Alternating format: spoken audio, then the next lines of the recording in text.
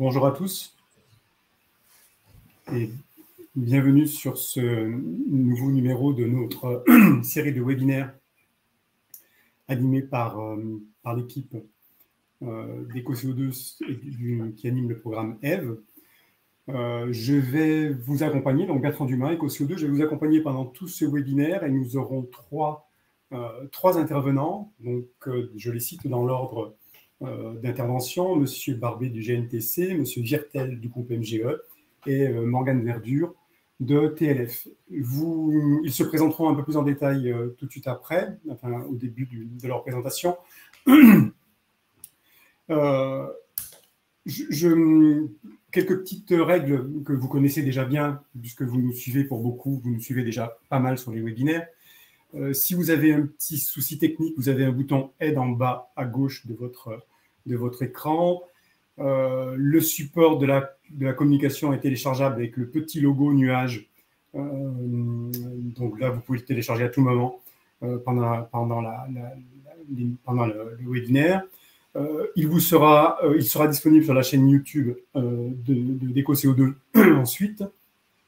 Je vous propose de poser vos questions dans la rubrique questions et de ne pas utiliser le chat modérateur pour ça, mais vraiment la rubrique questions. Et puis, dans vos questions ou dans vos réponses ou dans toutes vos communications, évitez la publicité. Voilà, si c'est clair pour tout le monde, on y va. Alors, rapidement, le sommaire, quelques éléments sur l'origine de ce webinaire. Je vais très rapidement vous donner les quelques enjeux en termes de GES et de polluants. Nous passerons donc la parole ensuite à Aurélien Barbet sur l'offre et les infrastructures. Ensuite, M. Virtel sur l'architecture globale des flux du pré- et du post-acheminement. Je reprendrai avec Morgane Verdure de TLF la parole pour vous présenter les quelques dispositifs d'accompagnement qui sont disponibles. Et on prendra un temps, 10 minutes, 15 minutes, pour répondre à vos questions. Les questions auxquelles on n'aura pas répondu en direct, nous y répondrons ensuite par mail. Ça, c'est un engagement depuis le début de l'animation de ces webinaires. Donc, systématiquement, toutes les questions trouvent une réponse. Alors, pourquoi d'abord ces webinaires? Très rapidement, ce sont des sujets qui sont toujours issus du pilotage national du programme EVE. Ce programme national, ce pilotage national nous propose des sujets, et donc on anime chaque mois un webinaire sur le sujet de la mobilité, des transports plus particulièrement. Ce webinaire spécifiquement-là est vraiment dans un contexte de demande accrue de décarbonation du transport de fret. Et on pense, et vous verrez qu'on va vous le démontrer, que l'intermodalité représente une opportunité pour les professionnels. Et puis, ce qu'on veut aussi, c'est vous présenter la complémentarité des modes. Il ne s'agit pas d'opposer l'un et l'autre, mais de montrer comment ils sont complémentaires. Alors, en termes d'enjeux, avant de céder la parole aux intervenants, il faut bien avoir en tête les quelques éléments clés qui sont que, comme vous et moi, nous sommes engagés sur une trajectoire de décarbonation qui devrait nous mener en 2050 à une décarbonation totale, hors aérien, comme il est précisé dans le graphique. Vous voyez ici deux courbes qui vous montrent à la fois les émissions globales en France et puis les émissions spécifiques du transport. Mais les émissions globales continuent à baisser assez régulièrement. Les émissions du transport se sont stabilisées et commencent à amorcer une décrue. Et vous voyez un petit peu la trajectoire et donc l'enjeu qui est devant nous pour arriver à cette décarbonation. Ensuite, alors c'est pas que du CO2, hein, ce sont des équivalents CO2. Vous avez aujourd'hui l'habitude de ce petit équivalent. Ce sont d'autres polluants, d'autres gaz qui sont traduits en équivalent CO2. Qu'est-ce qui fait qu'on en est arrivé là, en gros? Alors, il y a des facteurs qui ont tiré les émissions à la hausse. On transporte de plus en plus de marchandises. On considère qu'aujourd'hui, le transport de marchandises, c'est sans doute de la tonne-kilomètre, enfin, c'est de la tonne-kilomètre, pardon, a été multiplié par 4 entre 1960 et 2015. Et c'est le transport routier, qui est émetteur de CO2, qui a capté la majeure partie de cette hausse. Mais il y a aussi des facteurs qui ont contribué à amoindrir cette hausse. L'augmentation du taux de remplissage, avec un effort conséquent sur les contreflux, par exemple, et sur le taux de remplissage. l'amélioration de l'efficacité énergétique des véhicules. On a des véhicules qui, aujourd'hui, consomment de moins en moins. Et puis, la réduction du contenu carbone des énergies, puisqu'on a aujourd'hui des énergies qui présentent des bilans carbone beaucoup plus satisfaisants que le gasoil classique. Donc voilà, alors je passe donc la parole maintenant à Monsieur Barbet, qui va se présenter, puis qui va nous présenter son différents contenus. Monsieur Barbet, à vous. Merci Bertrand. Bonjour à tous et à toutes. Donc, je suis Aurélien Barbet, je suis le délégué général du GNTC, qui est le Groupement national des transports combinés. Alors, en quelques mots, qu'est-ce que c'est que le GNTC? Je crois qu'il y a une slide ensuite. Voilà. Donc, le GNTC, nous, on est l'organisation professionnelle qui représente aujourd'hui tous les acteurs du transport combiné et de la multimodalité en France. Donc, à la fois le transport combiné rail-route et le transport combiné fleuve-route. Et on représente plus particulièrement des opérateurs ferroviaires et fluviaux de combinés, des transporteurs routiers qui pratiquent le report modal, des plateformes multimodales, des terminaux de combinés, et également des ports, des constructeurs, des loueurs de matériel en particulier. On a une très bonne représentativité, donc on représente quasiment tous les grands acteurs du système dans le report modal aujourd'hui, au niveau français, au niveau national. On a différents partenaires dont vous avez peut-être entendu parler. 4F, qui est Fret ferroviaire français du futur, qui est un peu l'alliance qui représente tous les acteurs du fret ferroviaire en France. Helio, qui est notre partenaire sur les C2E, certificats d'économie d'énergie, mais on va en reparler. Et l'UIRR, peut-être plus sur les questions européennes de réglementation en particulier. Voilà. Et puis, on a des missions classiques d'organisation professionnelle, de promotion, de valorisation, de l'intermodalité du report modal pour le transport de marchandises, de conseils techniques, juridiques, lobbying, représentation, etc. Voilà. On peut avancer donc sur les questions d'enjeux et les chiffres importants pour le combiné rail-route, si vous n'êtes pas totalement familier. Donc, d'abord, ce qu'il faut bien avoir en tête, c'est que le transport combiné, comme son nom l'indique, c'est l'idée vraiment de combiner le transport de marchandises à travers une massification sur de la longue distance, donc sur le ferroviaire ou sur le fluvial, et la souplesse de la route pour le pré-post-acheminement routier. C'est une alternative, bien sûr, au transport routier, mais sur son segment de marché qui est évidemment plutôt de la moyenne, voire de la longue distance. Donc ici, on va parler de flux supérieurs à 400-450 km en général. Et puis, vous pouvez avoir différentes solutions possibles. Caisse mobile, conteneur, semi-remorque préhensible ou pas, autoroute ferroviaire, etc. Donc aujourd'hui, on est à peu près capable de transporter tout type de marchandises avec des solutions techniques différentes en France et ça fonctionne. Il y a un mot qui est très important pour nous, c'est le mot complémentarité. Le transport combiné défend vraiment la complémentarité entre les modes de transport et non pas l'opposition entre les modes. Donc, on essaye de voir quel va être le bon mode de transport pour le bon segment de marché et c'est vraiment ça l'atout du report modal aujourd'hui. On répond évidemment aux contraintes structurelles du secteur. Je pense notamment à la pénurie importante de chauffeurs routiers, que ce soit en France, quasiment 50 000 chauffeurs manquants en France et quasiment 500 000 en Europe, ou la hausse du prix des carburants qui est un gros sujet d'actualité. On a aussi évidemment des enjeux en termes d'écologie et de durabilité. Je vais en parler avec quelques chiffres aussi tout à l'heure, et ça c'est un de nos atouts majeurs. Et puis on répond aux difficultés de congestion du réseau autoroutier, à l'usure des infrastructures, aux questions d'accidentologie, de pollution, etc., etc. Et évidemment, ce qu'il faut bien avoir en tête, c'est qu'on a aujourd'hui un modèle économique qui est capable d'être compétitif et qui évolue avec son écosystème. Alors là, je vous ai mis un petit schéma pour ceux qui ne sont pas trop familiers du fonctionnement du transport combiné. En haut, vous avez un transport routier classique, donc avec un transport en l'occurrence de 760 km par la route entre l'origine et la destination. Pour le transport combiné, vous allez avoir une partie massifiée ferroviaire ou fluviale, en l'occurrence ici de 600 km. Et puis, en pré- et post-acheminement routier, vous avez 80 km par la route. Et vous passez par un terminal de transport combiné où il va y avoir une manutention du camion vers le ferroviaire ou le fluvial et inversement de l'autre côté. Donc, il y a une chaîne, effectivement, qui est un peu plus complexe avec différents acteurs qu'il faut, au début, assez bien maîtriser entre le chargeur, le transporteur routier, le manutentionnaire sur la plateforme de combiné, l'opérateur de transport combiné, l'entreprise ferroviaire lorsqu'on parle de ferroviaire et qui va tracter le train, et les gestionnaires d'infrastructures, donc que ce soit VNF pour le fluvial et SNCF Réseau pour le ferroviaire. Et donc quelques chiffres.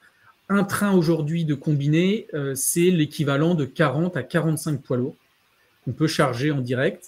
Et pour une barge fluviale, on va être aux alentours de 100-125 poids lourds. Donc, c'est vraiment de la vraie massification. Pour le coup. Là, vous avez une carte avec les grands flux de transport combiné et de fret ferroviaire en particulier pour vous donner une idée aujourd'hui des grands flux en France. Donc, c'est des grands axes qui sont autour de nord-sud. Donc, on va parler de Dunkerque, Lille, Paris, Paris-Dijon, Lyon, Avignon, Marseille, Perpignan. Et puis du Paris, Bordeaux, Hendaye. Et on va avoir aussi des flux vers l'ouest, notamment vers Rennes en particulier. Donc il y a des transversales, Bordeaux, Toulouse, Narbonne, Rennes, Lyon, Le Havre, Strasbourg, etc. Donc on est capable aujourd'hui quand même de desservir une grande quantité de territoires au niveau national. Et après, c'est ce que j'ai mis en bas. Si vous êtes intéressé, pour avoir plus d'informations, vous pouvez consulter le plan de transport des opérateurs du GNTC qui est sur notre site internet gntc.fr et vous avez tous les grands opérateurs de combinés ferroviaires et fluviales qui actualisent et qui ont mis leur plan de transport. Donc, vous pouvez voir exactement toutes les offres de services qui sont faites aujourd'hui. Voilà. Et j'ai oublié de vous dire aussi, bien sûr, il y a un maillage national qui se prolonge à l'international, évidemment, avec les grands corridors européens de fret en direction de la Belgique, du Luxembourg, de l'Allemagne, de l'Italie, de l'Espagne, et également l'existence de plusieurs lignes d'autoroutes ferroviaires, avec que ce soit les lignes de Via, Lorirail ou de Cargo Beamer, qui sont des solutions un peu spécifiques. Alors là, vous avez une carte qui est intéressante, qui vous donne les principaux sites multimodaux en France. Donc là, on va parler des terminaux de combinés. Alors, il y a à la fois des terminaux qui sont des terminaux propriété des SNCF Réseau. Vous avez des terminaux rail-route, vous avez des terminaux rail-route fleuve, et vous avez des terminaux rail-route mer. Donc, on a à la fois des terminaux continentaux, mais aussi on va avoir des terminaux portuaires, qui sont des acteurs très importants aujourd'hui de report modal. Évidemment, aujourd'hui, alors ils ne sont pas forcément tous parfaitement en activité ou avec le même niveau d'activité, et on a des objectifs très ambitieux aujourd'hui pour développer le report modal en France, et on travaille beaucoup avec le ministère. On va avoir des enveloppes financières importantes pour à la fois créer de nouveaux sites multimodaux et moderniser les sites existants. Parce qu'il faut savoir qu'on a aujourd'hui quelques sites qui peut-être arrivent bientôt à saturation. Donc l'objectif, c'est de désaturer, de créer de nouveaux lieux pour améliorer la capacité de manutention sur les sites en France. Et il y a notamment une enveloppe de 600 millions d'euros qui est prévue par le ministère sur ce volet-là d'ici une dizaine d'années. Et on a l'ambition de créer entre 10 et 12 nouveaux sites terminaux de combinés dans les 10 prochaines années. Voilà. Donc, quelques chiffres. On transporte 25 milliards de tonnes kilomètres par an, et là, je parle du rail-route en particulier. Pour ce qui est du transport combiné rail-route, aujourd'hui, ça représente 41% du volume du fret ferroviaire en France. Et ce qui est très important, c'est que le combiné rail-route est vraiment le segment de marché qui est le plus dynamique et qui est le plus porteur au sein du fret ferroviaire aujourd'hui, Le fret ferroviaire, c'est environ 10,7% de la part modale du transport de marchandises en France. Et on a des objectifs très ambitieux avec, d'une part, le doublement de cette part modale à 18% en 2030, avec un triplement du combiné rail-route d'ici 2030. Donc on est vraiment aujourd'hui dans une dynamique qu'on souhaite développer avec des objectifs très ambitieux pour 2030.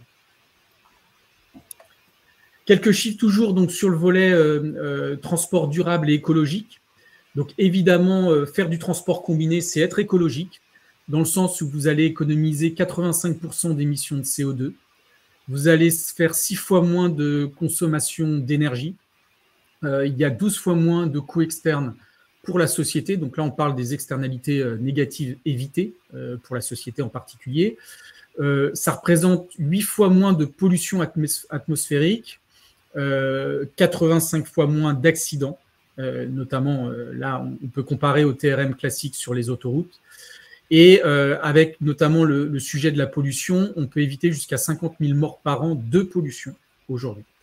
Et donc en termes de camions évités, donc là, les chiffres évoluent en fonction de l'activité, mais on n'est pas très loin, voire parfois on dépasse le million de camions évités sur les routes par an. Donc c'est aujourd'hui des chiffres qui sont quand même extrêmement parlants, et c'est des chiffres qui sont sourcés ADEME, avec qui on a un partenariat. Alors là, je vais passer assez vite, mais vous pourrez le voir dans la présentation. Le transport combiné, on peut faire beaucoup de choses. Voilà, vous pouvez faire évidemment vous avez de la flexibilité, du stockage, vous avez de la capacité de chargement, vous avez des solutions de contournement, vous répondez à des sujets de sécurité, de tracking aussi, bien sûr, que vous pouvez mettre en place sur les wagons et sur les caisses mobiles. Vous avez des processus qui sont personnalisés, bien sûr, mais ça, les transporteurs pourront en parler bien mieux que moi. Et vous avez des sujets de gestion de planning, de proximité, etc.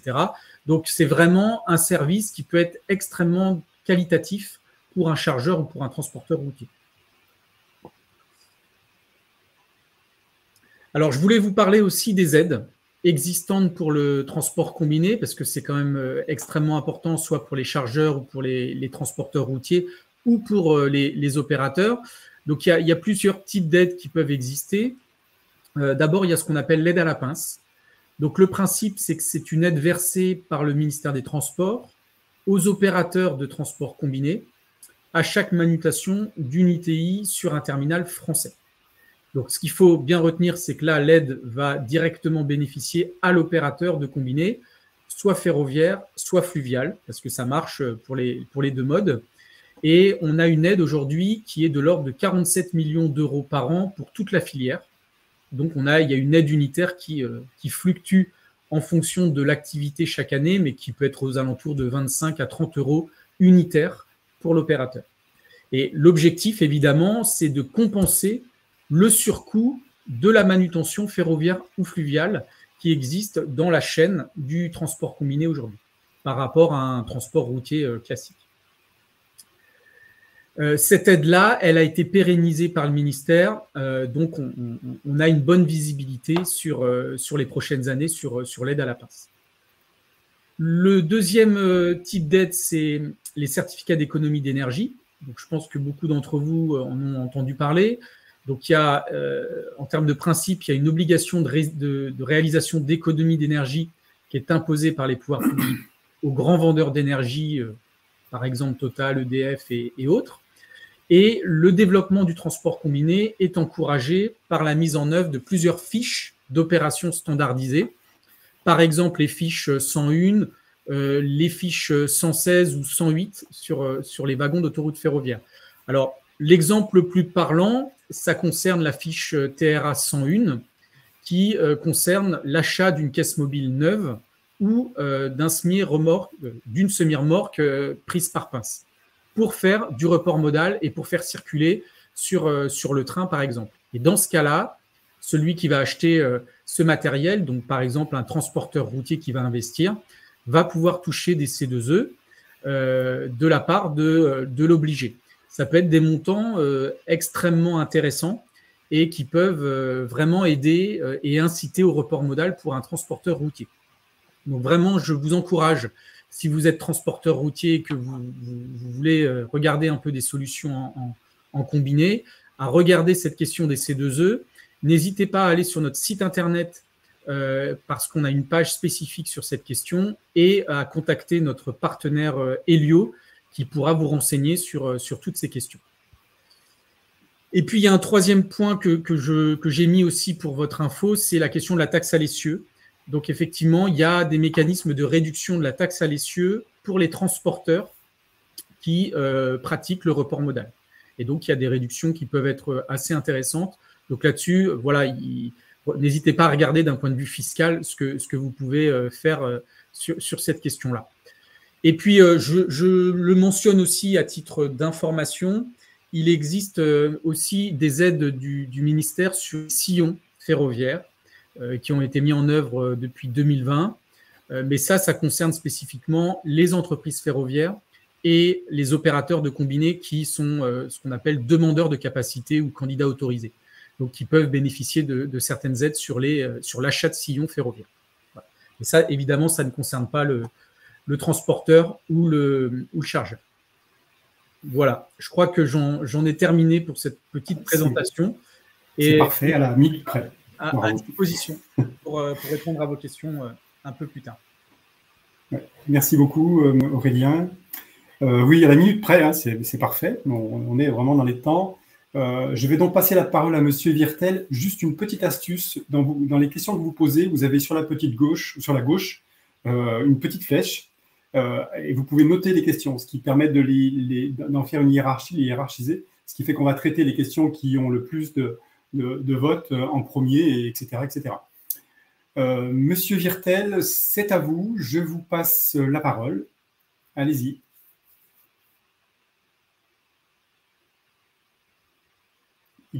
Il faut que vous remontiez sur scène.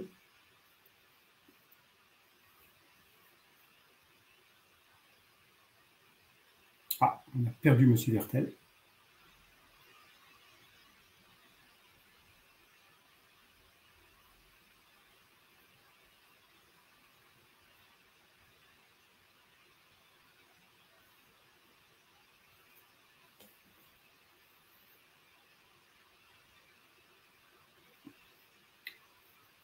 Le revoilà. Il faut que vous ouvriez votre micro. Je fais ça tout de suite. C'est parfait.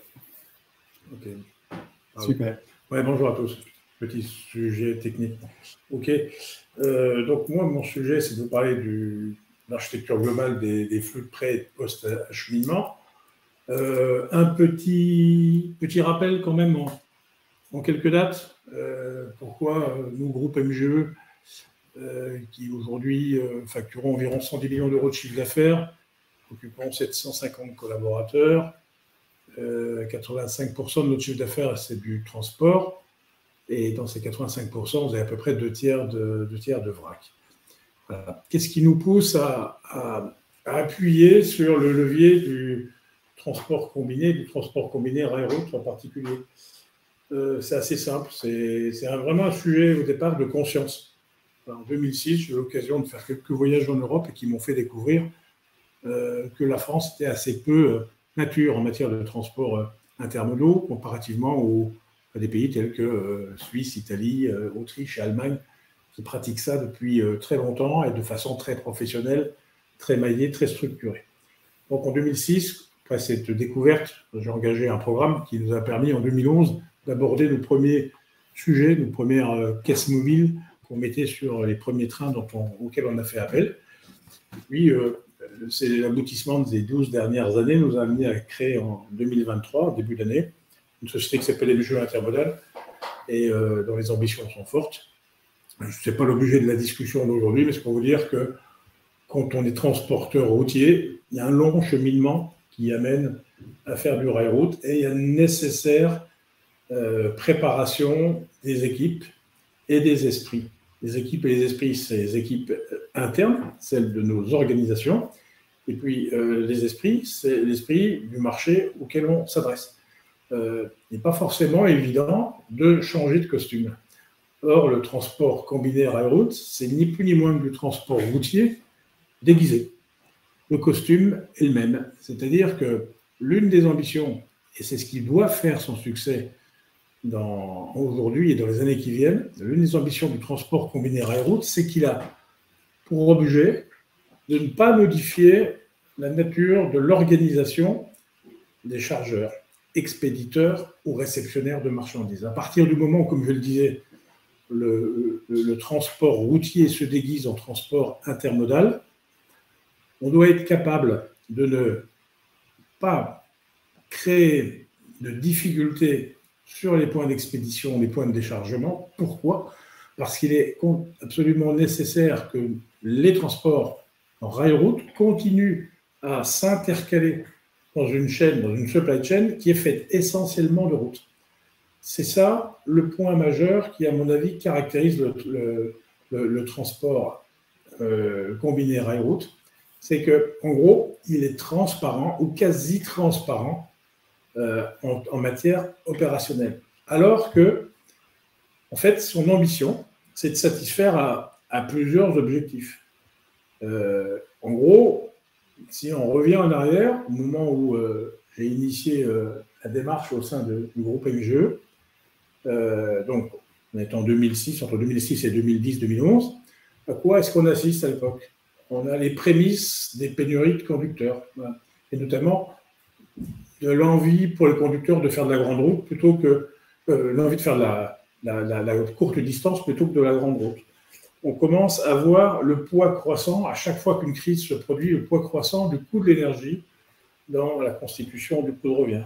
On commence à voir arriver les sujets sur la congestion routière et le citoyen qui s'oppose à cette congestion routière.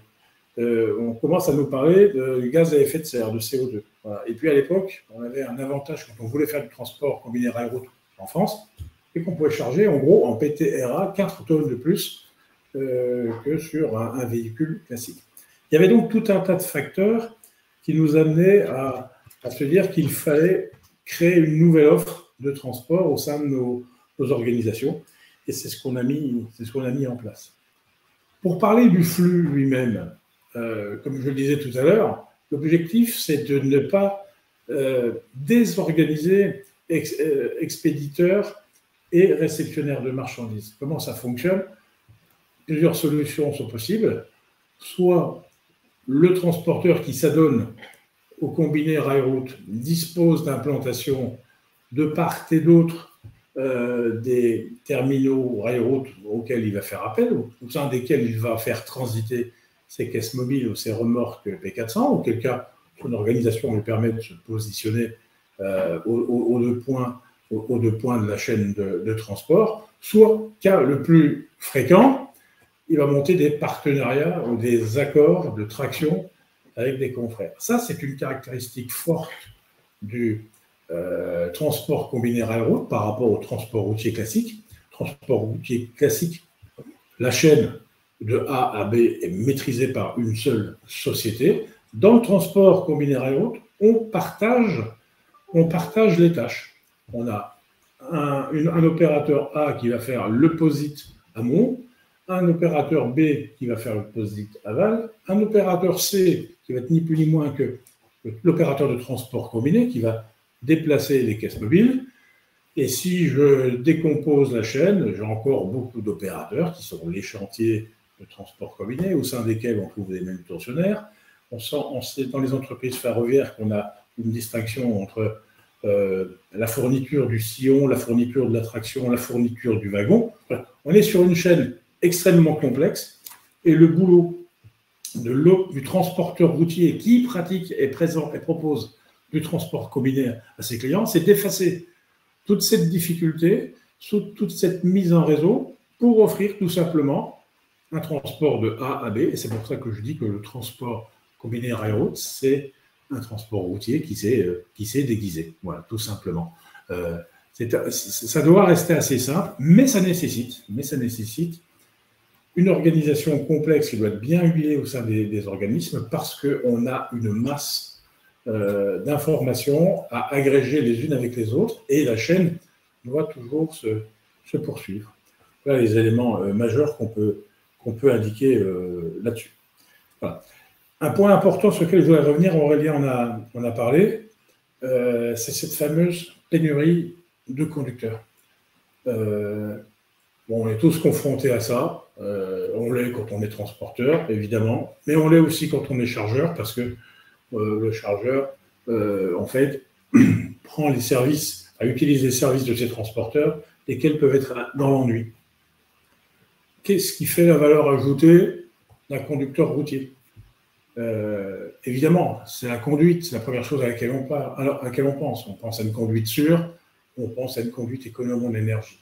Mais le vrai savoir-faire d'un conducteur routier, c'est son comportement, c'est sa technique, et c'est en gros la façon dont il se comporte, agit, manutentionne, manipule, au moment où il se trouve sur un point expéditeur ou au moment où il se positionne sur un point destinataire. C'est là qu'en fait, on a besoin de faire appel à son savoir-faire. C'est là qu'est sa réelle plus-value. Pourquoi je vous dis ça? Quand vous faites un transport combiné, je vais reprendre l'exemple d'Aurélien, 760 km. Pour faire 760 km sur l'autoroute, on va dire que quelqu'un qui quitte un point A le jour A à 8 heures, il va être à peu près au point B le lendemain à 8 heures s'il n'y a que de l'autoroute. Il aura roulé 10 heures à 11 heures.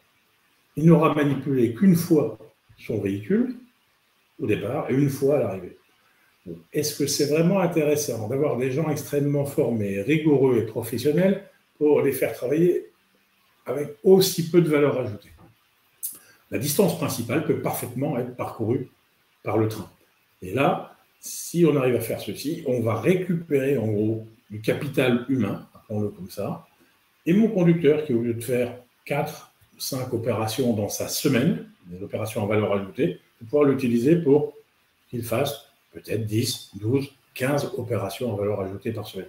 Ça, c'est important. En plus, ça a un intérêt, c'est que le conducteur en question, compte tenu des évolutions sociétales que l'on connaît tous, a moins envie d'être en déplacement permanent, mais plutôt d'être dans un régime ouvrier ou sédentarisé, avec une possibilité de prise de poste à heure fixe le jour A et retour à la maison le même jour à une autre heure fixe.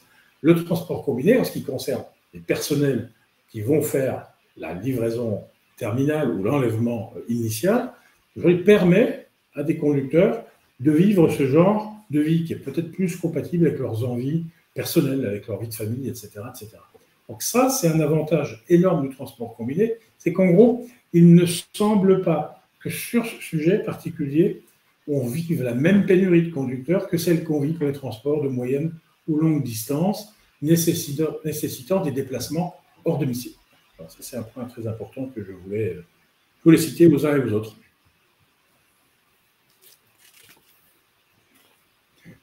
Ouais, juste un petit point sur la carte qu'on avait, si on peut revenir en arrière. Bon, là, c'est à titre d'exemple les différents services de transport combiné auxquels MGE et MGE Intermodal font appel.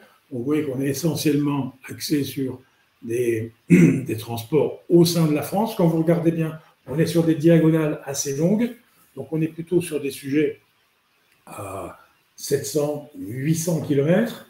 Un petit peu d'ouverture sur l'international avec le Danemark et avec la Belgique sur des flux très répétitifs.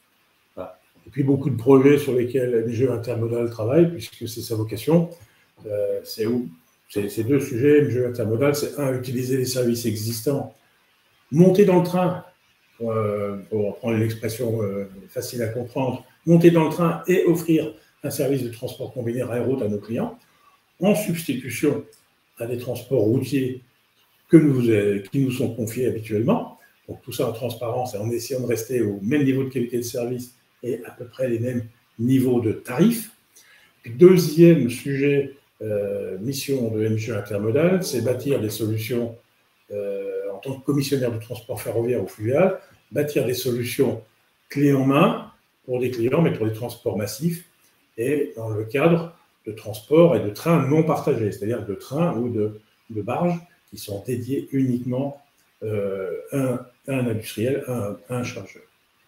Voilà, les sujets sur lesquels on est en train d'avancer actuellement. Alors tout ça, ça rentre évidemment dans le cadre d'une stratégie de décarbonation qu'on a mise en place, qu'on a rendue publique, sur laquelle on a beaucoup communiqué, qui pour info se manifeste par un engagement budgétaire, une dépense de 50 millions d'euros sur la période qui va de 2022 à 2028. Une ambition forte, c'est que 10% de nos transports de moyenne et longue distance soient faits par le mode rail-route d'ici à 2025, dans un peu plus de 2 ans, c'est le rythme qu'on souhaite atteindre. Et puis tout un tas d'actions qui vont nous permettre d'aller chercher à peu près 30% d'économie de CO2 en 2028, comparativement à ce que nous émettions en 2022. Voilà, donc, le transport combiné rail-route est un des éléments qui va nous permettre d'arriver à cela. J'ajoute, pour être tout à fait précis, aujourd'hui, le transport routier ne paye pas ses externalités négatives. Voilà. Contrairement à nos grands clients, donneurs d'ordre, je pense aux sidérurgistes, je pense aux cimentiers notamment, qui payent des tonnes d'euros pour des tonnes de CO2 émises par leurs propres activités. Dans les années qui viennent, on sait tous très bien que l'Europe nous amène à taxer les émissions carbone de nos opérations de transport. Ces émissions de carbone, qui vont se traduire par une taxation qu'on estime être au minimum à 100 eurotonnes, va avoir des impacts très significatifs dans les budgets de transport, puisque, étant payeurs de l'impôt, nous, opérateurs de transport, allons devoir répercuter ça à notre clientèle. Je pense qu'aujourd'hui, l'intérêt du transport combiné rail-route, c'est quand on fait la balance, qu'on essaye de regarder ce que va donner la taxation carbone, ben on va passer d'un facteur 100 en taxation pure, si on est sur la route, à un facteur 20 à 25 si on est au transport combiné rail. Ça veut dire quoi? Ça veut dire que l'éventuel surplus, le coût global complet de A à B par le transport combiné rail-route aujourd'hui a de fortes chances d'être gommé demain, puisque la taxation carbone sur le transport combiné rail-route sera 4 fois moindre que sur la route. Donc, moi, j'invite les chargeurs qui n'auraient pas encore franchi le pas à s'intéresser à cette technique, parce que c'est demain une source d'économie potentielle. Or, ne nous voilons pas la face. Aurélien qui se bat tous les jours pour que les capacités des terminaux, les capacités du réseau ferroviaire soient plus fluides, qu'il y ait une réserve de capacité, on sait très bien qu'aujourd'hui, il n'y aura pas de la place pour tout le monde. Et quand tout le monde va voir arriver la taxation, on va vouloir se précipiter sur une technique qui aura enfin prouvé assez facilement cette fois son intérêt, j'ai un peu peur qu'on n'ait pas de place pour tout le monde, ni dans les trains, et que les trains en question n'aient pas la capacité à se trouver des sillons pour circuler. Donc tout ça, ça veut dire qu'il faut maintenant lancer le dialogue, il nous reste quelques années, entre opérateurs de transport et chargeurs pour aller chercher les bonnes solutions de demain. Voilà. Certains axes sont parfaitement bien couverts. Voilà. Je pense à des axes qui vont du Benelux à la France. Je passe à des axes qui vont de la région parisienne aux grandes agglomérations du sud de la France et réciproquement. Mais on voit quand même qu'il manque énormément de sujets. Par exemple, on n'a quasiment pas de liaison existante aujourd'hui entre la partie ouest de la France et la banane économique de l'Allemagne, par exemple. Il manque énormément de flux. Et quand on regarde ce que pratiquent les grands opérateurs de transport combiné européens, je peux vous garantir que ça fait un peu mal au cœur que de voir que les réseaux évitent scrupuleusement la France. Et ça, c'est un petit peu ennuyant. Éventuellement, nos lignes ferroviaires sont circulées. Elles sont circulées, mais malheureusement, les grands opérateurs de transport combiné, je ne les citerai pas, tout le monde les connaît, évitent d'avoir à faire appel à des terminaux. Lesquels terminaux français sont soit inexistants, soit devenus inopérationnels, soit saturés. Donc on a effectivement vraiment beaucoup de boulot au GNTC, dont je fais également partie, pour faire comprendre aux différentes parties prenantes qu'il est temps de désaturer, 1, le réseau, 2, l'accès aux chantiers de transport combiné, et 3, que les chantiers de transport combiné voient leur capacité augmenter. Peut-être par des choses toutes simples, hein. Ce n'est pas forcément l'augmentation du nombre de voies, du nombre de Richtstacker ou de portiques, ça peut être tout simplement l'accroissement des horaires de travail. On a des terminaux de transport combiné qui ne travaillent qu'en journée. S'ils pouvaient travailler en 2 postes, voire en 3 postes, ce qui signifie que SNCF Réseau donne l'accès également en 2 postes ou en 3 postes, là, on accroîtrait très largement les capacités du transport combiné en France. Moi, personnellement, je crois que c'est une nécessité. Il faut s'y préparer. Il faut qu'on accompagne l'énorme mouvement qui va se produire quand la taxonomie carbone va arriver sur le transport. Là, je pense qu'il va y avoir une espèce d'heure de vérité où tout le monde va vouloir faire du transport combiné, mais où j'ai peur qu'on se retrouve face à un énorme goulot d'étranglement. C'est votre conclusion, Monsieur Virtel? C'est ma conclusion. C'est parfait. On est dans les temps. Je vous remercie beaucoup. C'est parfait. Donc, comme je vous l'avais dit, on va reprendre un petit peu la parole. Pardon, il y a 2 slides. Donc, je vais reprendre un peu la parole pour vous présenter, mais je vais aller assez vite parce que il y a après des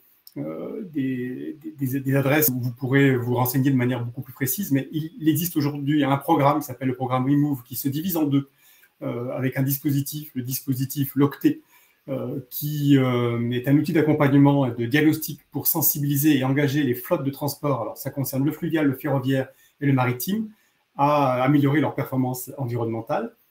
Nous sommes, nous, EcoCO2, partenaires de ce programme. Le dispositif REMO, pour report modal du transport routier de marchandises vers les modes massifiés, donc accélérer le développement du report modal des marchandises de la route vers le fleuve, le maritime, le cabotage et le fer. Donc c'est un accompagnement, une formation et une aide financière pour les chargeurs et les transporteurs. Donc ces 2 programmes-là existent aujourd'hui. Il existe aussi un autre programme sur lequel EcoCO2 est engagé et est un bureau d'études qui a été référencé, c'est le programme Appel d'air. Donc ça, c'est un outil collaboratif pour évaluer ces flux, s'ils sont éligibles au report modal, et identifier tous les potentiels de mutualisation et de solutions, avec un objectif ambitieux, hein, puisque c'est 4000 entreprises sensibilisées, 2 milliards de tonnes kilomètres qui basculeraient sur le combiné, et puis 250 entreprises labellisées Appel d'air. Si ces dispositifs-là vous intéressent, donc c'est la fondation AI Cargo qui pilote ce C2E, mais nous sommes, nous, à EcoCO2, un bureau d'études référencé.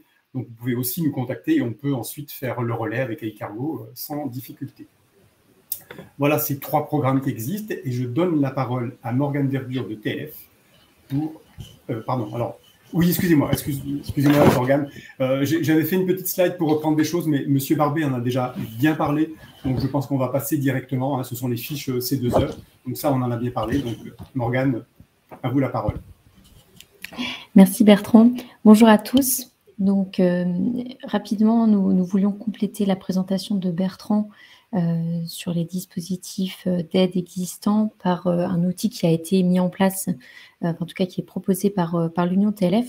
Donc, pour un rapide rappel, l'Union TLF, c'est l'organisation professionnelle qui représente l'ensemble des acteurs du secteur transport et logistique et sur tous les modes de transport. Donc, dans nos adhérents, nous avons entre autres des transporteurs, des logisticiens, et également des commissionnaires de transport qui, en tant qu'architectes de solutions logistiques, vont plutôt nous apporter une expertise justement sur ces enjeux de multimodalité et d'intermodalité. Donc, le point de départ de ce guide qui s'est fait donc au sein de notre commission ferroviaire, ça a été un petit peu le constat que l'un des principaux obstacles à la transition vers le transport ferroviaire, c'était un manque de compréhension des acteurs et un manque de familiarité peut-être aussi avec justement le monde ferroviaire et certaines appréhensions notamment. Donc pour pallier, pour répondre justement à ce manque, on a souhaité mettre à disposition des professionnels du transport et de la logistique, donc tout aussi bien les logisticiens, les transporteurs, mais également pour les industriels chargeurs, évidemment, un guide qui se voulait opérationnel pour les accompagner dans la mise en place d'une solution ferroviaire et qui puisse leur permettre d'appréhender aussi ces enjeux d'interaction entre le ferroviaire et la route, évidemment. Donc, on a été accompagné par des professionnels pour la construction de ce guide. Je remercie notamment le GNTC qui nous a accompagnés. Donc, on retrouve les enjeux que nous a présentés Aurélien juste avant. Donc, rapidement, l'objectif, c'est de répondre, donc, comme je disais, de façon opérationnelle au questionnement des acteurs et d'être au plus proche de leur activité et des spécificités des différents flux. Donc, on y retrouve une présentation de l'écosystème des acteurs impliqués, les exigences et les procédures qui vont être spécifiques, on va dire, au mode ferroviaire, et puis également des pistes de solutions ferroviaires qui existent selon différents flux. Et donc, on va retrouver également une partie plus opérationnelle. Donc, on a une première partie plutôt de présentation, et puis également une deuxième partie vraiment d'accompagnement et très opérationnelle, qui est sous forme de checklist et qui va permettre de commencer à structurer peut-être un projet de report modèle vers le fret ferroviaire. Donc, je l'ai indiqué sur la slide. Je ne sais pas si vous pourrez cliquer directement sur le lien, à voir Bertrand peut-être avec vos services. Mais oui. En tout cas, vous retrouvez le document en libre. Là, on ne peut pas le faire, hein, Morgane, mais sinon, je pense que sur le document originel, on peut le faire. Très bien. Donc voilà, et sinon, vous retrouvez sur le site de TLF en téléchargement tout le document. Voilà, merci Bertrand. Merci Morgane. Alors, c'est parfait. On est. Oui, alors le lien donc, est sur le lien du guide est dans le chat, donc vous pouvez directement aller sur le chat et il y a le lien du guide qui vient d'être mis par Marlène en interne chez nous. Alors, les questions, vous les avez posées, elles ont été hiérarchisées, donc vous avez bien joué le jeu. Monsieur Barbet, Monsieur Virtel, peut-être que vous pouvez remonter sur scène parce qu'il y a probablement des questions auxquelles vous allez pouvoir bien répondre. Je vais prendre la toute première question donc, qui a obtenu le maximum de suffrages. Donc, c'est une question qui est posée par Monsieur Didier Rochet. Depuis environ 2 ans, le transport rail-route est à nouveau plus cher que le transport routier pour les chargeurs. Pensez-vous qu'une évolution va avoir lieu en 2024 et dans quel sens? Messieurs, dames, si vous voulez répondre. Alors, la bonne nouvelle, quand j'entends la question, ça voudrait dire qu'à une époque, il fut moins cher. Ah, sans doute. Voilà. Moi, je dis qu'il faut assumer l'écart de tarifs. Ne confondons pas deux choses. Comme je l'ai dit tout à l'heure, je n'ai peut-être pas été assez précis là-dessus. En France, par exemple, sur les échanges entre la région parisienne ou la région lilloise et le sud de la France, on est sur des tapis ferroviaires à haute cadence. Voilà, où vous avez plusieurs trains chaque jour qui circulent entre Avignon et Paris, entre Mirama et Paris, etc., etc. Donc, les trains sont pleins. Les opérateurs, avec leurs locomotives, leurs wagons, font des allers-retours facilement la nuit. Ça, vous allez tirer là-dessus des tarifs économiques. Vous n'avez pas besoin de les négocier. En fait, c'est l'économie elle-même qui fait que le tarif est super compétitif et arrive à matcher versus la route. Sur des sujets où vous avez moins de fréquences, où les transports sont plus longs, où le late time n'est pas de AB mais de AC, vous vous retrouvez dans des situations où de facto, le coût de revient de l'organisation ferroviaire coûte relativement cher. Et évidemment, puisque les coûts de pré ou de post-acheminement sont les mêmes dans tous les cas, c'est le leg, ce qu'on va appeler le slot, qui va peser cher, fort. Donc, distinguons déjà les circulations haute cadence des circulations à moins haute cadence. Quant à la question qui est posée, est-ce que ça risque de devenir à nouveau moins cher demain? Là, j'ai malheureusement pas de boule de cristal. Il ne faut pas perdre de vue une chose qu'en transport routier comme en transport ferroviaire, le coût de l'énergie est un facteur déterminant. Rappelons-nous quand même qu'en 1 an et demi, les entreprises ferroviaires qui achètent leur électricité en général à SNCF Réseau ont vu le coût de leur électricité multiplié par 4. Donc, quand vous êtes sur un facteur 4, c'est difficile de ne pas augmenter. Moi-même, utilisateur de services de transport combiné, tous les services auxquels on s'adresse, on a été obligé d'accepter des hausses du prix des slots qu'on répercute bien évidemment à notre clientèle. Voilà. Donc, je ne suis pas très optimiste dans le périmètre qu'on connaît aujourd'hui à voir le coût du transport combiné rail-route baisser, je pense que la taxation carbone va ramener les choses à un plus grand équilibre. Ok, merci. Alors, je vous propose qu'on prenne 3-4 questions, hein, qu'on se quitte au plus tard à 15h30. On prévoit en général 45 minutes, mais on sait bien qu'on a toujours un petit 10-15 minutes de plus. Et puis, il y a pas mal de questions. Il y avait une question sur les distances minimales, mais quelqu'un a répondu. Je crois que c'est M. Barbet qui a répondu directement. Donc, je pense que M. Charles Dubois a la réponse à sa question.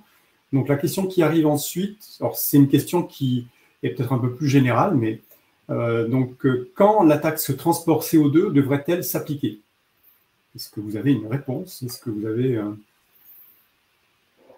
Alors, on n'a pas de certitude, mais l'année qui revient, même si le législateur, la commission ne s'est pas encore prononcé strictement là-dessus, l'année qui revient, c'est 2026. Aurélien, je pense que tu as la même information que moi. Oui, mais c'est vrai que c'est difficile d'être très précis sur cette question-là. On n'a pas beaucoup d'informations en vrai sur l'instauration potentielle d'une taxe carbone en France. Donc c'est pour ça que moi je suis assez prudent quand même sur cette question, mais c'est vrai que si jamais ça devait arriver en France, ça aurait un impact évidemment important sur notre secteur d'activité. L'intérêt, c'est que sur une base à 100 eurotonnes, qui semblerait être un minimum à ce moment-là, on est quand même capable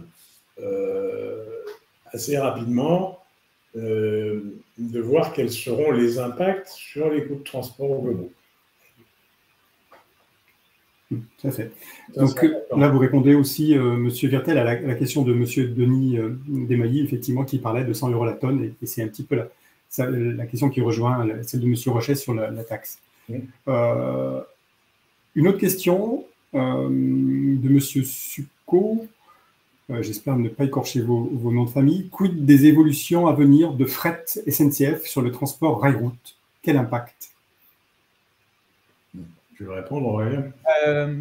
Sur ce sujet-là, c'est encore un peu tôt. Alors, on a eu des premières informations, évidemment, et le transport combiné est particulièrement impacté par la réorganisation des flux de fret SNCF. On est dans une période un peu de transition où on est dans cette période de réorganisation, de réaffectation des flux avec des entreprises ferroviaires qui vont certainement récupérer la plupart des flux, mais on ne sait pas exactement dans quelle proportion, comment ça va se faire, avec quel type d'acteurs, etc., etc. Donc, pour le moment, voilà, on va voir ce que ça va donner. Après, c'est les lois du marché aussi, donc on va laisser le marché faire son œuvre. Et c'est vrai qu'on est quand même assez vigilant sur cette question. On peut peut-être rappeler, là, pour amener un peu de connaissance aux auditeurs, en gros, le plan prévu par M. Beaune a été négocié et prévoit que sur 23 flux opérés par Fret SNCF, que 23 flux opérés par Fret SNCF doivent passer à d'autres entreprises. Donc, en gros, Fret SNCF se retire et laisse la place à d'autres. Sur ces 23 flux, je crois qu'il y a 21 flux qui concernent des tractions pour le compte d'opérateurs de transport combiné. Alors, ce qui est clair, c'est que Fret SNCF va devoir se retirer. Les opérateurs de transport combiné sont en train de négocier avec les EF hors les entreprises ferroviaires, hors Fret SNCF, qui va reprendre la traction. Donc, le service, je ne suis pas trop inquiet, je pense qu'il va continuer à être maintenu, parce qu'on a toujours des effectifs de conducteurs répartis dans différentes entreprises ferroviaires, et on a des locomotives qui sont chez des loueurs affectés aux différentes entreprises ferroviaires. Donc, l'équilibre, il va continuer à se faire. Donc, le service sera maintenu, il va perdurer. La question va être, est-ce que pour Fret SNCF lâche un flux qu'il tenait et qu'il opérait à 15 000 € la traction, est-ce que son successeur va tenir à 15 000, le fera à 13 000 ou le fera à 20 000? C'est ça la question. Aujourd'hui, ça répond un peu à la première question, est-ce que ça va baisser demain? Cet élément-là, cette nouveauté franco-française n'est pas de nature à faire baisser les coûts, j'en serais surpris. Je vous propose encore qu'on prenne 2 questions, parce que j'ai vu que certains d'entre vous avaient déjà répondu directement dans le chat à certaines questions, et donc il y reste encore à peu près 2 questions qui sont en suspens. Monsieur Dubuix qui nous demande si les chiffres de gains écologiques comparent… Quel schéma compare les gains écologiques? Est-ce que c'est un schéma distance en pré-poste routier et distance ferroviaire versus 100% routier? Dans ce que vous avez donné comme chiffre, qu'est-ce que vous comparez? Est-ce que vous comparez à la fois le pré et le post-acheminement plus la distance ferroviaire versus du 100% routier? Non, on compare, enfin je pense que c'est le schéma que j'ai dû montrer, c'est la partie massifiée. Donc on compare la partie évidemment ferroviaire ou fluviale, mais plutôt ferroviaire en l'occurrence, avec un TRM classique. Voilà. Donc ce qui permet d'avoir une grosse quand même différence d'un point de vue écologique, notamment. C'est ce schéma-là sans doute, j'imagine. Alors oui, mais après c'est sur les. J'imagine que la question c'est sur les gains écologiques, gains CO2, gains d'énergie. Donc, sur ces gains-là, on va regarder évidemment la partie massifiée, donc les 600 km en l'occurrence. Okay. Une dernière question, très précise, très claire. Avez-vous une carte des flux ferroviaires pour des produits surgelés? Moi, j'en ai pas. Après, on connaît quelques opérateurs qui font du froid. Mais je n'ai pas de carte spécifique sur le sujet.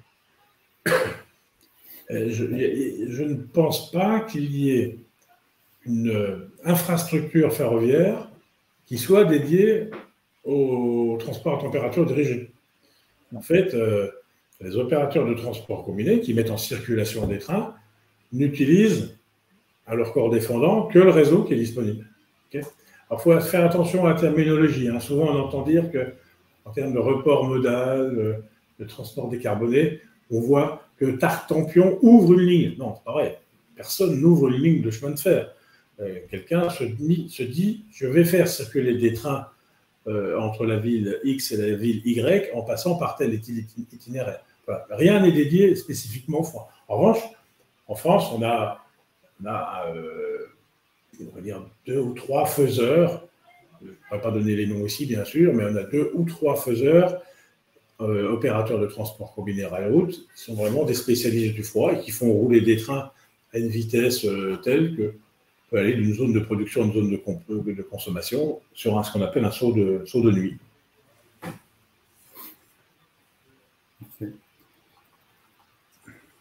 Écoutez, je pense qu'on a fait un peu le tour de toutes les questions. Alors, on n'a pas répondu à toutes, hein, mais j'ai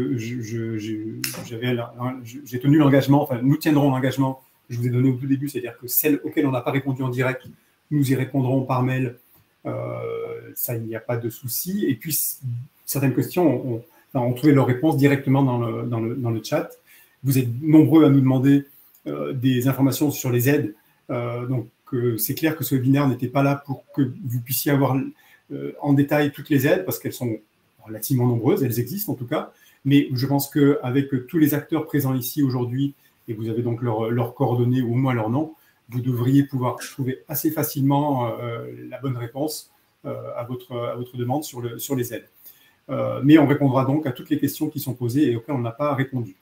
Ce webinaire, donc je vous l'ai dit, fait partie d'une série de webinaires et il continue. On en a à peu près une dizaine par an.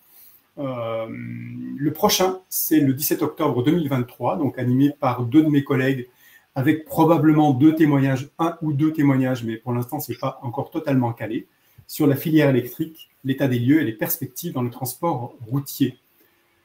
Voilà, il me reste à vous remercier tous. Merci Monsieur Virtel, merci Monsieur Barbet, merci Madame Verdure et merci à toute l'équipe d'EcoCO2. Voilà, je pense que nous pouvons nous quitter. Vous étiez 200 inscrits et plus d'une centaine présents. Voilà. Merci. À très bientôt à tous. Merci. Merci encore une fois. Merci. Merci. Merci, au revoir.